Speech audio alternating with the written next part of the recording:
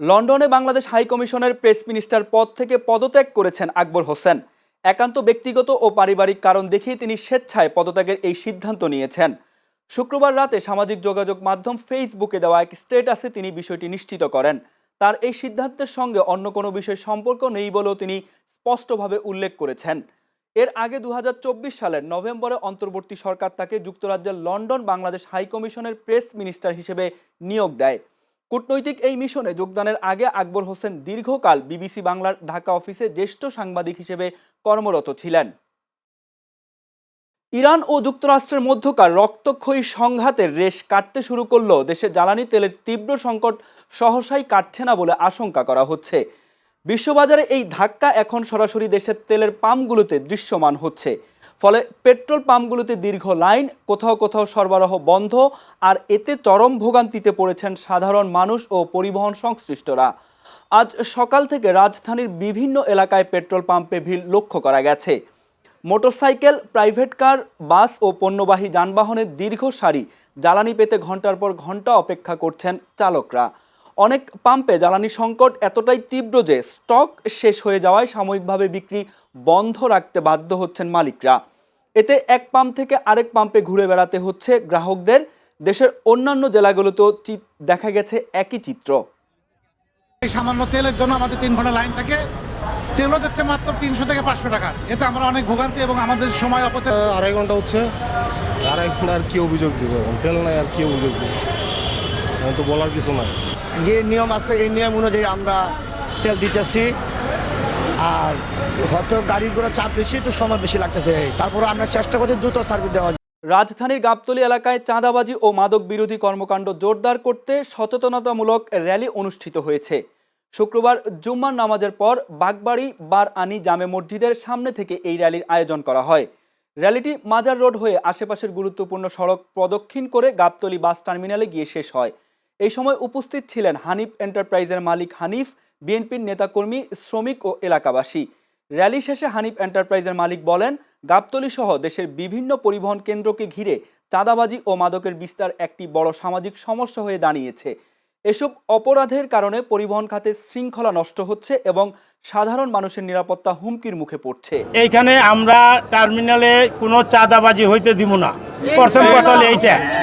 আর যদি কেউ কোনো সময় চাঁদাবাজি চিন্তা ভাবনা করে, কোনো সন্ত্রাসী চিন্তা ভাবনা করে, আগে যা করছে করছে, এখন থেকে যদি করে খালি আমাদের মহল্লায় খবর দিবেন, আমাদের মাইক রেডি থাকবো, মাইক দিয়ে যা আছে সব দৌড়ে বাইরে যাবো। আগের মতো গেল দিয়ে বলাইবে, একটারও যাইতে দেওয়া হইবে না। রাজধানী সহ সারা দেশে হামের প্রকোপ উদ্বেগজনক হারে বাড়ছে। গত 24 ঘন্টায় হামের লক্ষণ নিয়ে আরও 4 জনের মৃত্যুর তথ্য জানিয়েছে স্বাস্থ্য অধিদপ্তর। একই সময় নতুন করে হামে আক্রান্ত হয়েছে 168 জন। এছাড়া সন্দেহজনক হাম রোগীর সংখ্যা দাঁড়িয়েছে 1177 জনে। স্বাস্থ্য অধিদপ্তরের তথ্য অনুযায়ী গত 15ই মার্চ থেকে এখন পর্যন্ত হামে আক্রান্ত হয়ে 23 জনের মৃত্যু হয়েছে। আর হামের লক্ষণ নিয়ে মোট মৃত্যুর সংখ্যা বেড়ে দাঁড়িয়েছে 144 জনে। এ সময় মোট আক্রান্ত হয়েছেন 2409 জন এবং সন্দেহজনক রোগীর সংখ্যা পৌঁছেছে 13,497 জনে। জনস্বাস্থ্য বিশেষজ্ঞরা বলছেন, দ্রুত টিকাদান কর্মসূচি জোরদার এবং সচেতনতা বাড়ানো না গেলে পরিস্থিতি আরও জটিল হতে পারে। প্রথম 4 দিন অনেক জ্বর ছিল, তারপর আমি সিজনাল জ্বর মনে করে আর নিয়ে আসিনি। পরে দেখি পুরো শরীর হাম উঠে ভরে গেছে, তারপরে নিয়ে আসি ডক্টরের কাছে। পরে ওনারা হাম দেখে ভর্তি দিয়ে দিচ্ছে। আর এগুলো হচ্ছে কাশ, ঠান্ডা, এমনকি পাতলা পায়খানা ছিল। তারপরে যে ডাক্তারের কাছে আসলাম, তারপর অস্বস্তিকার এগুলো কমছে। এটা আর কি জ্বর ছিল, আজকে 7 দিন যাবত সেখান থেকে বের হয়েছে, মুখে মুখে থেকে এখন পুরো শরীরে হয়েছে। অ্যান্টিবায়োটিক দেওয়ার পর ওটা কমে গেছে, দেন হুট করে 103+ জ্বর আসতেছিল। তো জ্বরটা নামার পরে চোখ লাল হয়ে গেছে, দেন মুখের ভেতরে প্রায় লাল দানা দানা উঠছিল। প্রায় 10-12 দিন ধরে জ্বর, ঠান্ডা, অনেক জ্বর। তারপরে আবার এই শনিবার থেকে শরীরে ঘামাচির মতো হয়েছে। শ্রমজীবী মানুষের অধিকার প্রতিষ্ঠায় বাংলাদেশ শ্রমিক কল্যাণ ফেডারেশনের ত্রিবার্ষিক সম্মেলন 2026 অনুষ্ঠিত হয়েছে। ঐতিহাসিক সোহরাওয়ার্দী উদ্যানে আজ সকাল থেকে শুরু হয়ে দুপুর পর্যন্ত এই সম্মেলন অনুষ্ঠিত হয়। সম্মেলনে প্রধান অতিথি হিসেবে উপস্থিত ছিলেন জাতীয় সংসদের বিরোধী দলীয় নেতা ও জামায়াতে ইসলামের আমির ডাক্তার শফিকুর রহমান। এতে সভাপতিত্ব করেন বাংলাদেশ শ্রমিক কল্যাণ ফেডারেশনের কেন্দ্রীয় সভাপতি ও সাবেক এমপি আনম শামসুল ইসলাম। এ সময় বিশেষ অতিথি হিসেবে উপস্থিত ছিলেন জামাত ইসলামের নায়েবে আমির ও বাংলাদেশ শ্রমিক কল্যাণ ফেডারেশনের সাবেক কেন্দ্রীয় সভাপতি অধ্যাপক মুজিবুর রহমান, জামাত ইসলামের সেক্রেটারি জেনারেল ও বাংলাদেশ শ্রমিক কল্যাণ ফেডারেশনের সাবেক কেন্দ্রীয় সভাপতি অধ্যাপক মিয়া গোলাম পরোয়ার সহ অনেকে। দেশের প্রাথমিক, মাধ্যমিক ও উচ্চ মাধ্যমিক স্তরের সব শিক্ষা প্রতিষ্ঠান টানা 5 দিনের ছুটি পেয়েছে। বৈশাখী উৎসব, চৈত্র সংক্রান্তি ও বাংলা নববর্ষ এবং সাপ্তাহিক ছুটি মিলিয়ে ঈদের পর বড় এই ছুটি কাটানোর সুযোগ মিলল শিক্ষক শিক্ষার্থীদের। বাৎসরিক ছুটির তালিকা পর্যালোচনা করে দেখা যায়, সাপ্তাহিক ছুটি শুক্র ও শনিবারের সাথে আজ বৈশাখী উৎসব উপলক্ষে শিক্ষা প্রতিষ্ঠানে একদিনের ছুটি রয়েছে। এছাড়া আগামীকাল চৈত্র সংক্রান্তি এবং মঙ্গলবার বাংলা নববর্ষ উপলক্ষে আরও একদিনের ছুটি নির্ধারিত রয়েছে। ফলে সাপ্তাহিক ছুটির সঙ্গে মিলিয়ে টানা 5 দিনের বিরতি পাচ্ছেন শিক্ষার্থী, শিক্ষক ও সংশ্লিষ্টরা। রাজধানীর শেরেবাংলানগর এলাকা আগারগাঁও তালতলার সর্বজনীন গোবিন্দ মন্দির প্রাঙ্গণে বাংলাদেশ ব্রাহ্মণ সমাজের 3টি গুরুত্বপূর্ণ কর্মসূচি একযোগে অনুষ্ঠিত হয়েছে। শুক্রবার দিনব্যাপী এই আয়োজনের মধ্যে ছিল বাংলাদেশ ব্রাহ্মণ সংসদ কেন্দ্রীয় কার্যনির্বাহী কমিটির অভিষেক অনুষ্ঠান, বাংলাদেশ ব্রাহ্মণ যুব কিশোর সংসদের কেন্দ্রীয় কমিটির ত্রিবার্ষিক সম্মেলন 2026 এবং বাংলাদেশ ব্রাহ্মণ সংসদের ঢাকা মহানগর কমিটির ত্রিবার্ষিক সম্মেলন 2026। অনুষ্ঠানে দেশের বিভিন্ন প্রান্ত থেকে আগত ব্রাহ্মণ সম্প্রদায়ের নেতৃবৃন্দ, যুব প্রতিনিধি ও সাধারণ সদস্যরা অংশগ্রহণ করেন।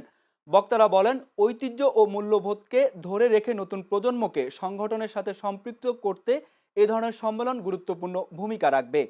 পাশাপাশি শিক্ষা, সংস্কৃতি ও সামাজিক উন্নয়নে ব্রাহ্মণ সমাজকে আরও ঐক্যবদ্ধভাবে কাজ করার আহ্বান জানানো হয়।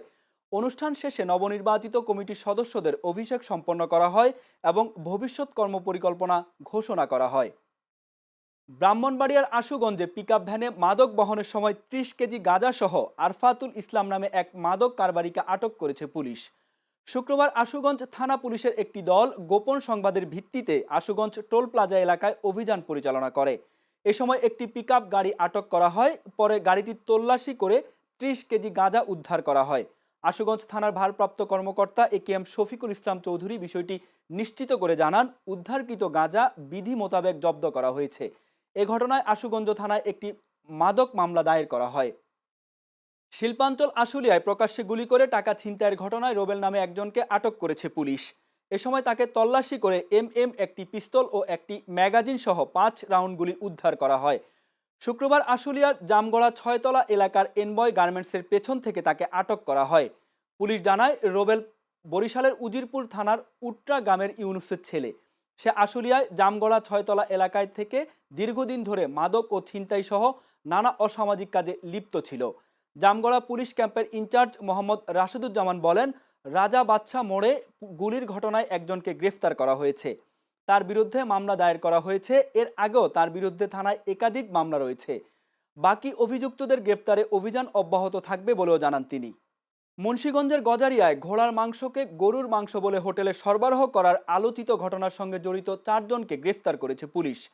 গোপন সংবাদের ভিত্তিতে গজারিয়া থানা পুলিশের একটি দল বৃহস্পতিবার থেকে শুক্রবার পর্যন্ত বিভিন্ন স্থানে অভিযান চালিয়ে মুন্সিগঞ্জের গজারিয়া ও গাজীপুর থেকে তাদের গ্রেফতার করে।